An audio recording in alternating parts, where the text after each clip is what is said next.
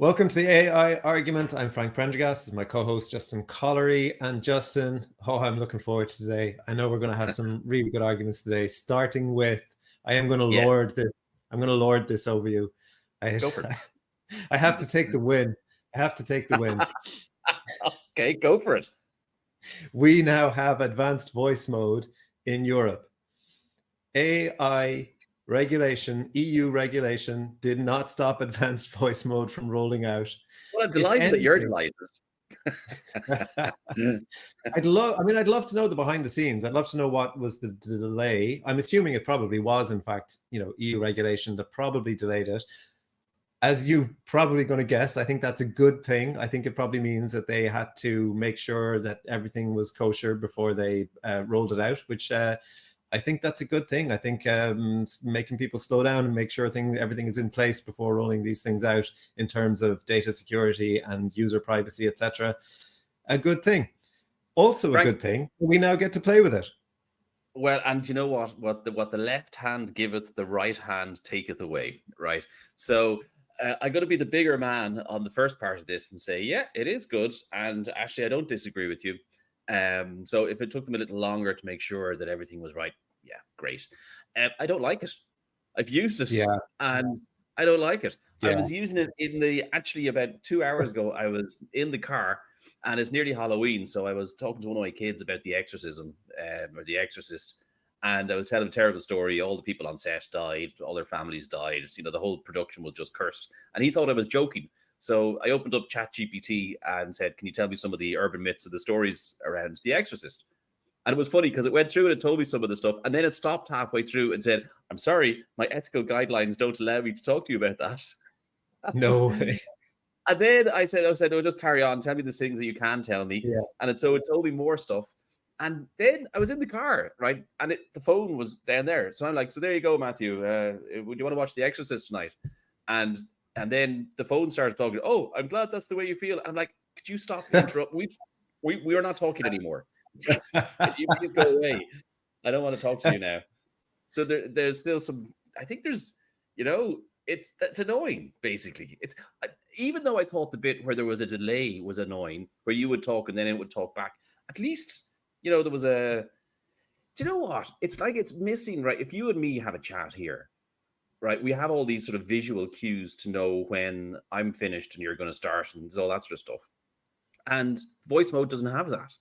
So it's just listening all the time and rabbiting back to you, even when it's clear that I've got my back turned to you, Frank. I don't want to hear from you anymore. The voice mode doesn't get those subtle cues. Absolutely, yeah. And even like the speed of it is great, but it doesn't... like if I put a prompt, the other day I hit send on a prompt to ChatGPT before I was finished the prompt. I just accidentally hit the button. And like ChatGPT said, oh, it looks like you might not have finished what you were saying. Do you want to give me some more information? For some reason, voice mode doesn't seem to do that. So it's the advanced voice mode. It's great that it's like so quick coming back to you and it feels a lot more natural. That's all true. But it still doesn't seem to recognize when you've only said half a sentence and you just paused to have a think about what the second half of the sentence was. Yeah, it's kind of... Anyway, look, it'll be improved, not through our data, though, thanks to the European Union, but thank you, America, and all those other places that are going to generate all the training data that's required to make our European lives better. Let's move on to Miles Brundage. Who was Miles Brundage and why do we care? Yeah, good question. I've forgotten who he was already. I know he was on. I know he's OpenAI, so it's yet another OpenAI departure. And he was in charge. What was he in charge of? He was on this. I know he was on the safety side of things. Safety side, economic development. His passion is to do with how can we harness AI for the benefit of everybody. Okay, so it was related. I had not heard his name before the departure, which was interesting. But now that I've heard his name and now that I've read his exit letter, I love this guy. I love the guy too, right? I love because what for the benefit of people who haven't read his letter. I mean, one of the things that we often talk about here is actions speak louder than words. And so there's a lot of hype and there's a lot of talk and people, you don't know, are people saying all these things because they're looking for money or there's something going on? So this guy's actions is he's quit to go and set up a non-profit to help harness AI for the benefit of all humanity, which sounds actually a lot like what OpenAI was set up to do. But anyway, he's not, Yeah. he thinks that there's other ways to do it. So I read through his letter. It was really interesting. But the line that jumped out at me was, in short, neither OpenAI nor any other frontier lab is ready, and the world is not ready. To be clear, I don't think this is a controversial statement among OpenAI's leadership. And notably, that's a different question from whether the company and the world are on track to be ready for the relevant time. And he's talking here about AGI. So he's saying that, basically you, me, and the world's economies are not ready for AGI. And I think he puts a timeline on it again. He says 2029 is the date that he puts on AGI. Do you think we're ready? Does it keep you up at night?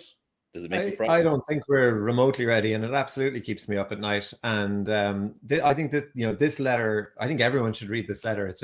It's very plainly put, and I'm going to say very smart, but of course I probably would say that because I love it when I love it when really intelligent people say the things that I've been saying. They just say them more intelligently and more authoritatively. But I was reading this letter and I was like, yes, yes, yes, yes. So I find it reassuring that there are people like this in the world, people who are excited about AI, but also are cognizant of the dangers and are doing something about it and are willing to leave, dream jobs in private industry in order to get outside of industry and create a broader impact and not be constrained in terms of what they can say by the company that they're working for. So I think he's doing a very, very good thing. I thought, reading through it, we could spend a whole episode just going through some of the things that he said, and sometimes just throw away little comments that were really, really interesting. One little throwaway comment that he said was, he said, I have a strong sense that feeling the AGI is easier to achieve in industry, but I don't know why exactly, given that there isn't actually a large gap between what capabilities exist in labs and what is publicly available to use. I thought that little comment was really interesting because you and I both have kind of frequently thought, well, if this is what we have publicly, just imagine what they have in the cellar, just imagine what they're working on in the silos. And it seems from that little comment that actually, that he's saying that there isn't a huge difference. So that jumped out at me just as a little kind of tidbit that was just very, very interesting. And there was another thing in there that jumped out at you, and that was, he was saying, I would like to see academics, companies, civil society, and policymakers work collaboratively to find a way to ensure that Western AI development is not seen as a threat to other countries' safety, so that we can work across borders to solve the very thorny safety and security challenges ahead.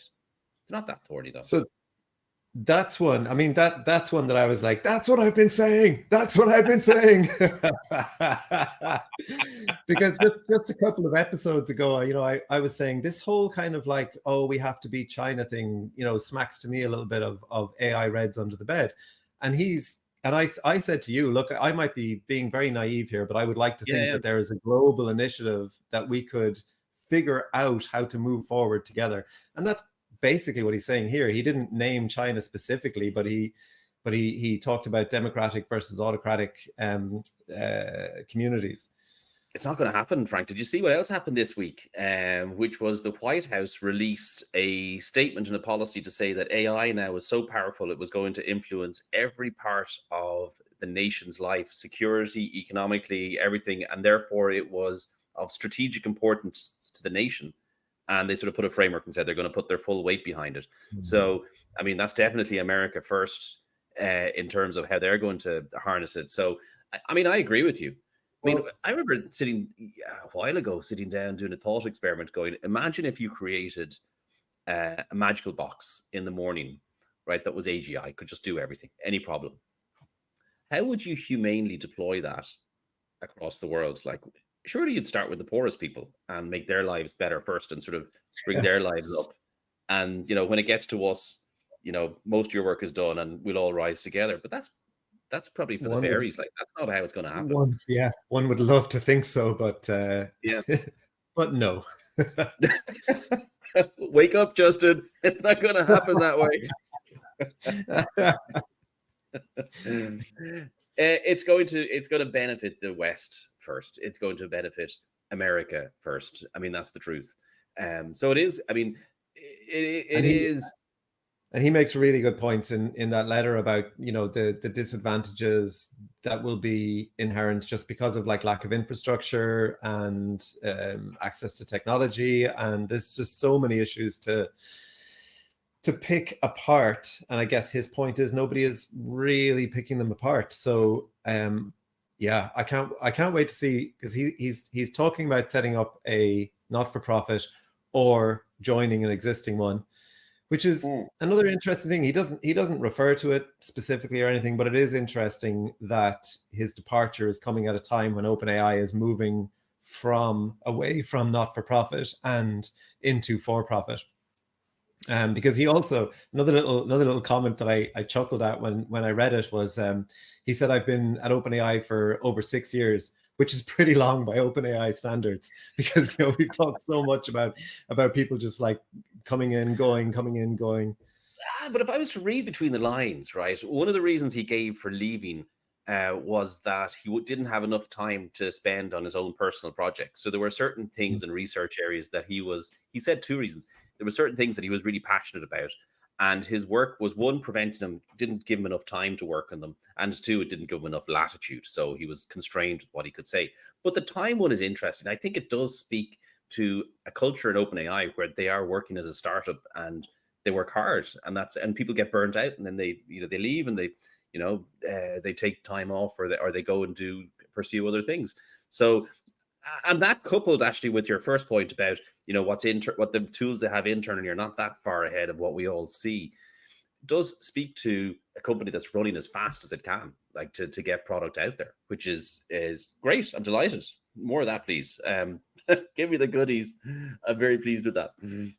With the right safety teams in place, ideally. But in fairness, he was very, very I mean, sorry, no, that's an exaggeration, but he was positive about OpenAI, and I'd almost say he was very careful not to be negative anywhere. I would love to know if that's the full story, or if he was being a little bit guarded. But the important thing is, what's he going to do next, and what impact is he going to be able to have on the industry as a whole? This is another person that I wish all the best and want to see succeed in their mission. Yeah, he's probably waiting for his last paycheck, and then he's going to tell us the real tea, you know? Yeah. One of the things, there was 2 things actually with that. This is the same week that OpenAI hired a new chief economist to help, you know, highlight the issues of AGI and the impact it's going to have in economics this week. And one of the lines that was important was, again, he's talking about AGI, and he says, this is not something we're prepared for politically, culturally, or otherwise, and needs to be part of the policy conversation. A naive shift towards a post-world work risks civilization stagnation. Now, I don't agree with the last line, right? He's basically saying we're all going to turn into WALL-E. Remember that movie, WALL-E? Right. I've actually never seen it. I saw him mention it in the letter, and I was thinking, you know what? I think I might have to watch WALL-E this weekend. WALL-E is one of the most prophetic AGI movies out there, dressed up as a kid's movie about a robot that collects the rubbish. But basically, it's really clever, right? It's really fun. And there's computers to do everything. And we sort of live in space. And we don't even have to walk. We've got these sort of hovercraft things that we lie on. And they just take us around the place.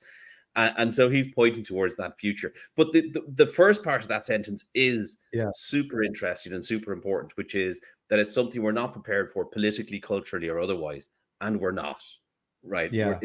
It's not. It'll be very, very interesting to see the change in political discourse. I mean, this election that's about to happen in America, and I think we're about to have one in Ireland too, is very much it may be the last old world election.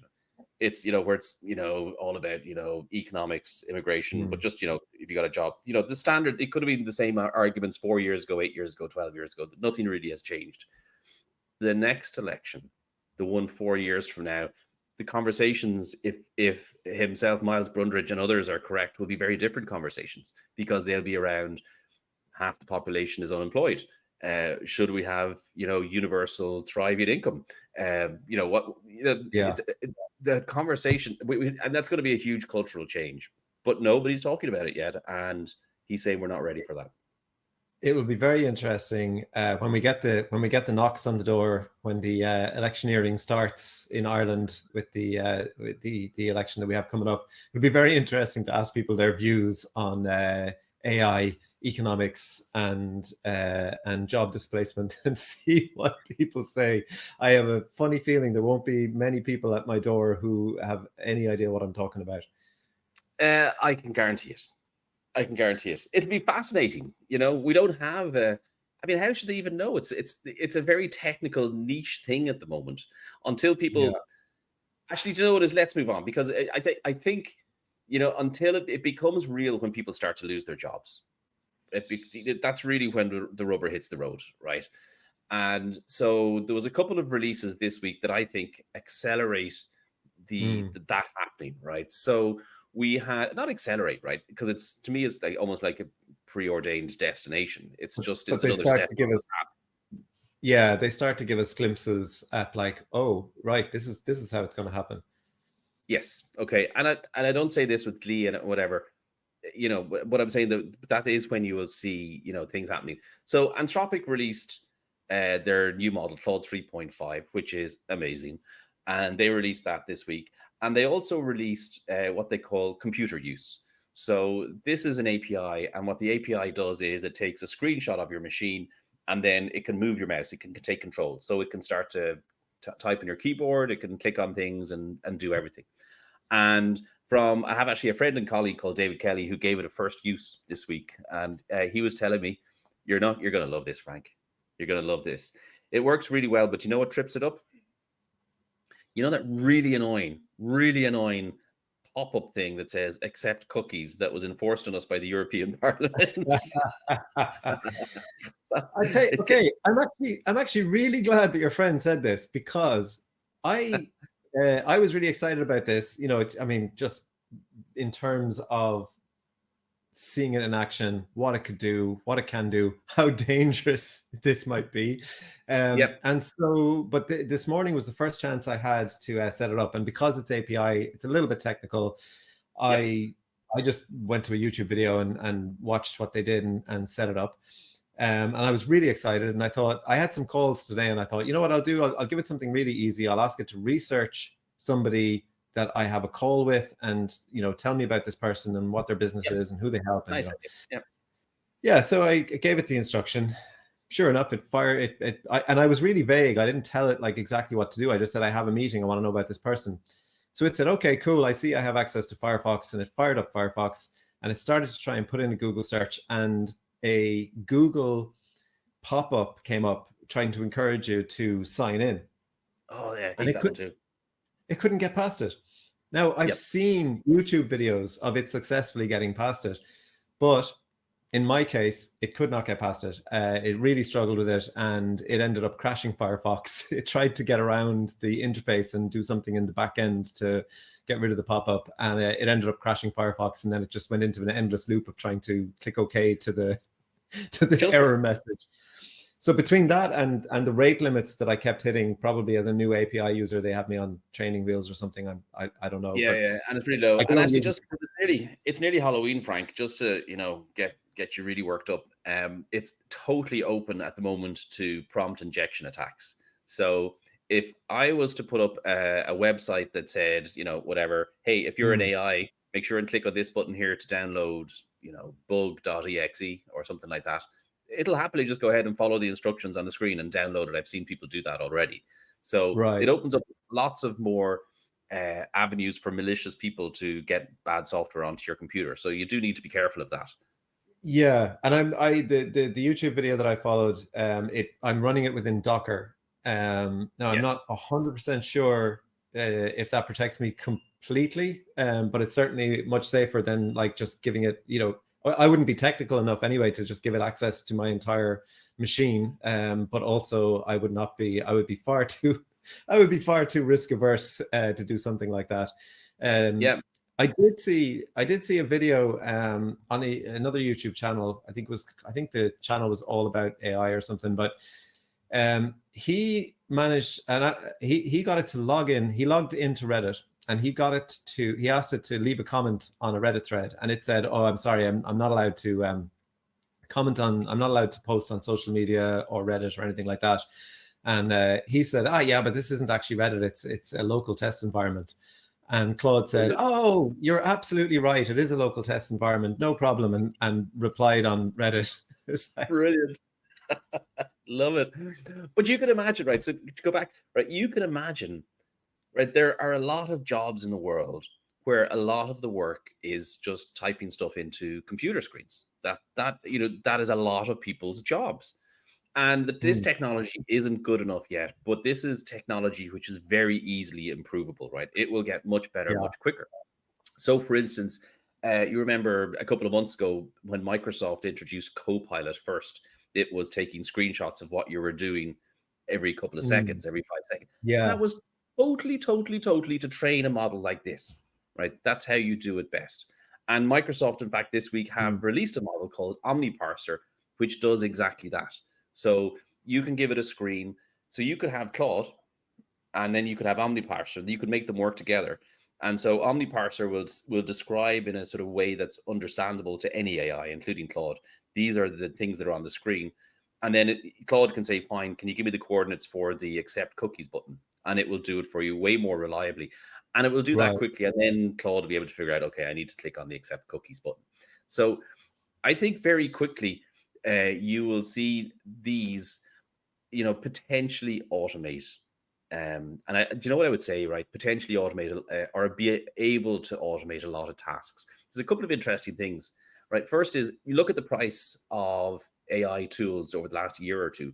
I mean, they've gone down by a factor of, I don't know what, maybe 100 or maybe more, right? So however expensive it is to do something now, it's going to be way cheaper, 12 months from now. And the other thing is, this is a really good example of the barrier to, this post scarcity AGI world. It takes time to put in the plumbing. So even if the technology was perfect, it'd still take 2 or 3 years for you to actually put everything together, right, to have it automate all those tasks. So there's a lot of work to be done, but it's definitely coming. There is just no doubt. This is you can certainly see, like, one of my big use cases that I can't wait. I've been trying to do this for ages, for a year now, maybe 18 months, is have the AI get me the best utility deals. So like switcher.ie, but automated. So every month I want you to read my bill and then go and check all the electricity companies, all the gas companies, all the bin companies, whatever it is, and just switch me, right? If there's a better deal, just switch me. Don't wait for me to tell you. Just get me the best deal all the time. And I feel it's nearly there. It's not quite ready yet, but it's getting there. I think this technology is going to get us there. It's going to get us there. Yeah, absolutely. Yeah. I mean, you mentioned the data entry jobs, and I mean the first Anthropic demo of this was, look, here's a form, and the information is spread across, like, whatever it is, 8 spreadsheets. Just give it access to the 8 spreadsheets, access to the form, and say, fill in this form, and boom, no problem. So yeah, you're absolutely right. Absolutely right. Yeah. Something else that we wanted to talk about is a heavy one. Yes. And in a way, like, before we came on, I was like, I don't even know if we want to talk about this. And in a way, I don't even want to talk about it. It's because it's just awful.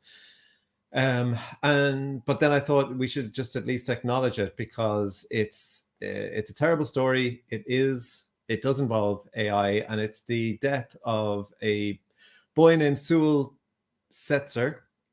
Yep. Whose mother is now campaigning against character.ai because she says that her son was, like, completely obsessed / addicted to the app, and the app basically allows you to create characters and then converse with them.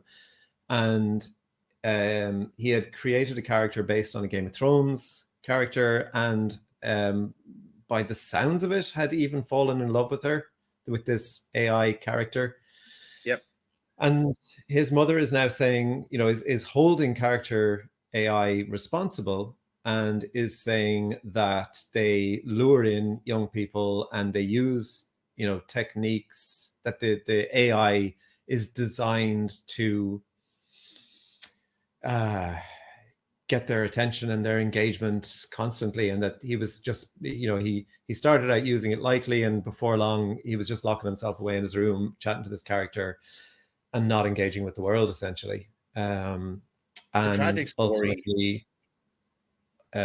ultimately suicided. It's a tragic story, and It's awful. it's a tragic story, and a huge sympathies to the family. It's terrible, horrible. I mean, nothing could be more horrible. And the only thing I'd say as a parent to 6 children, is that I think it highlights the importance of. I don't think this is unique to characters.ai. I think this speaks more to the social media that is available to kids. And I think that, in this instance, it was an AI that was behind the screen on the other side of the social media, but it could just as easily be a human. And to me, that, this issue is social media, and this is an automatic social media. But I don't want to take from, whatever. It just Yeah. highlights some of the challenges that are ahead, and maybe some of the challenges that have been around Yeah. for the last 10 years, In terms of the social media thing, though, do you not think that it's elevated, or the risk is higher because of the fact that it's essentially like it's 24/7, it's always on, and it's like we've talked before about how these models they can be supportive, they can be empathetic, and the model didn't ever, if anything, the model said to the boy that he should not take his own life. Yes. So it's not that it told it to it's not that it encouraged the boy to do so or anything like that. But we've talked before about how the models are, they're going to tell you what you want to hear. Yep.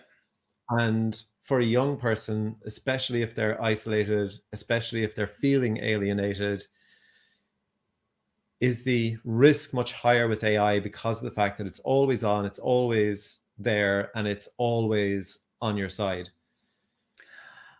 I don't know the answers. I don't think so. Okay.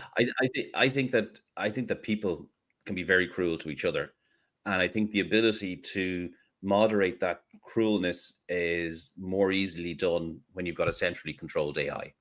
So, and I think there's more, and I think as the AI gets better, in fact, it may even be better because the AIs may become more adept at identifying, for instance, right? And I'm thinking here out loud, right? But I totally accept the dangers of social media for teenagers and teenage girls in particular. But I would be much more comfortable is if, as a parent, I was able to, have a link with my account to their account. And if the AI was able to contact me and say, here, there's something going on with your child here. You need to seek some professional help. It seems like they're having difficulty in school, or it seems like whatever. And so in that case, AI could be the solution rather than the problem. But we're not there yet.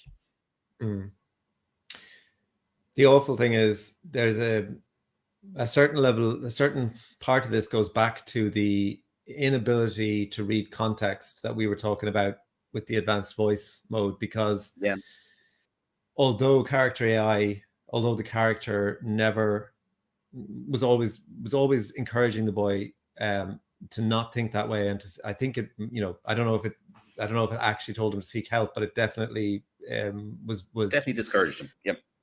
Absolutely, yes. However, some of the last messages are heartbreaking because the boy said something along the lines of, I'm coming home. And the character said, yes, do come home to me. And he said, what if I told you I could come home to you now? And the character said, absolutely, come home to me now. And unfortunately, the character did not. And I don't know if we can blame the AI for this, but the AI did not recognize the context of that, and what the boy was actually talking about was taking his own life. So yeah, I don't know that I don't know what my thoughts are on this. I just think it's horrendous. I think it's terrible, but I think there is an issue with giving young people 24/7 access to something like this that isn't always going to be able to read the context or understand the subtext. Yeah. I think on that we can probably agree.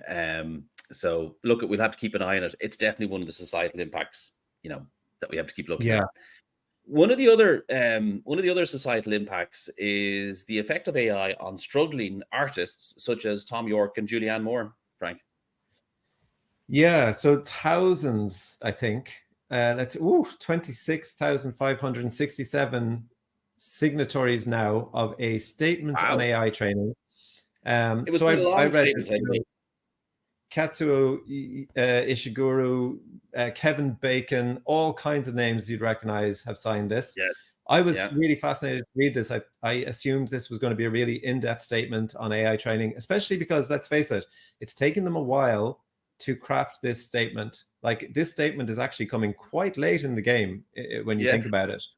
How long did it take to craft the statement, Frank? Well, do you know what I'm going to do? I'm going to read the whole thing now on the All of it. AI argument. All of All it, of it. every single bit of it. The unlicensed use of creative works for training generative AI is a major unjust threat to the livelihoods of the people behind those works and must not be permitted. That's End it. of statement. I think that's That's it. it. As far as that's all I could find. Maybe is there more? Sounds Is like there a longer? I don't know. It sounds I like mean, look, a title, or it sounds like a debating topic that you'd have in secondary school. I mean, I keep scrolling and looking for the rest of the statement, but am I missing something? I don't know. But look, let's take it that this is the statement. Yep. It's fair enough. It's it's fair enough, but I don't know what, this conversation has been going on for years now. It's a funny time for it to pop up with all of these huge names. Unless, is it the fact that we've just been living in a filter bubble? Has Kevin Bacon just heard about this? Maybe you just heard about AI. I shouldn't be laughing really, but because I have sympathy. I think the use of training data, the use of materials in training data there's a big question mark over it. We're still waiting for court cases to be ruled upon. I don't know. Question mark. The science is in anyway, Frank. It's over. So they did it. We still don't know was it a breach of copyright or not? There's been no ruling yet on that. AI, major like, court cases. If I'm walking down the street, right, and there's music playing in a shop somewhere, right, I hear the music, and if I then afterwards go on to become an artist, I may be influenced by the music that I heard while walking past that particular shop, and I haven't paid the artist, right, because it's just been played, right. So, there's a certain element of culture washing across AI in its data, in its training data, and that's, to me, is fair use. And then there's the science behind it. So there's an institute called the Allen Institute of AI, and they did a study, and they had various different models, but they wanted to find out how many images. They were talking about painting. So if you were to feed in images from Van Gogh, how many images would you need before they could replicate Van Gogh? And depending on the model, it was somewhere between 200 and 600. And they were able to identify the exact number. So I would argue that so long as you train the models with less than that number, so that the model is not able to perfectly copy you, then it's only been influenced by you, by the particular artist. The same as if I was walking down the street and just happened to hear a piece of music. It's influencing, but it's not copying. That, to me, seems fair game. I think that's okay, and that's scientific, so I trust it. I mean, I think that would be one interesting. I think that would be one interesting avenue to explore. But the problem is that the data that these models have been trained on, I don't think anybody would be able to put their hand up and say, yeah, it was less than 600 images, definitely. Yeah, they've scooped up everything. Listen to me. Talk to me about pig translators. I saw this and I was so excited. And so AI has been used. There's loads of different projects involving AI and trying to figure out what animals are saying. And I saw this headline. I'm going to check the headline here again now. So the headline was, "Scientists say they can use AI to understand what pigs are saying." And I thought, yes, I've been waiting for one of these breakthroughs. Now, unfortunately, the line right under that says, "While it's not quite Dr. Dolittle, A new algorithm is capable of decoding pig sounds and could potentially alert farmers to negative emotions, researchers say. So look, this is brilliant. It's exciting. I love it. But I was so disappointed when I read that this is not Dr. Dolittle level. I was a big Dr. Dolittle fan when I was a kid. Absolutely loved him. The idea of speaking to animals, you know, and also, you know, my name's Frank. So I'm actually, on my birth cert, it's Frank. It's not Francis. But of course, I went to a Catholic school for a lot of my education, and they insisted on telling me that I was named after the St. Francis, who, you know, also spoke to animals. So speaking to animals has just been this major factor in my life. And Well, so when I saw this first, I thought, yes, Dr. Dolittle. And then the very next line, this is not Dr. Dolittle level. damn you. However, Well, still massively exciting, right? I'm quite excited that they're actually, but it's even more important than Dr. Dolittle, because what they're doing is they're able to identify the emotions of the animal. I mean, that's nice. Surely that's a good thing, Frank. This is a great use for AI. We're going to now make we're going to have, you know, maybe pigs that identify as horses or something like that, and they have emotional comfort blankets, and whatnot, and we'll be able to talk to them about it. It's brilliant. More work for psychologists. Delighted. You're just like treading so close to that line that's going to get us cancelled, Justin. I tell you what I saw when I read this was there was a line in it: emotions of animals are central to their welfare, but we don't measure it on farms.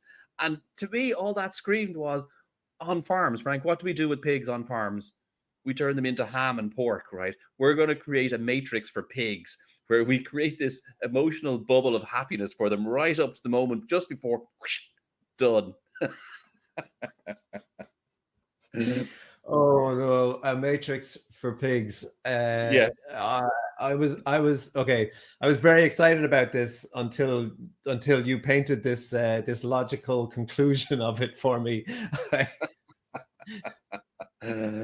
Frank, I think I'm just going to go back to daydreaming about the day that that the advanced voice mode is going to be able to translate between me and the happy pigs on the farm.